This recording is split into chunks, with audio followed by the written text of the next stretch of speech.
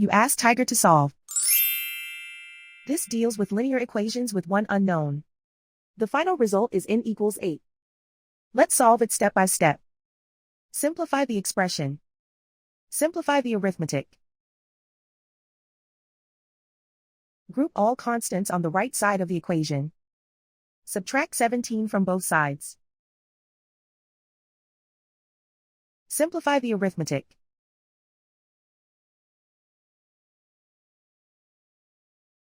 Isolate the n. Divide both sides by -2. Cancel out the negatives. Simplify the fraction. Cancel out the negatives. Find the greatest common factor of the numerator and denominator.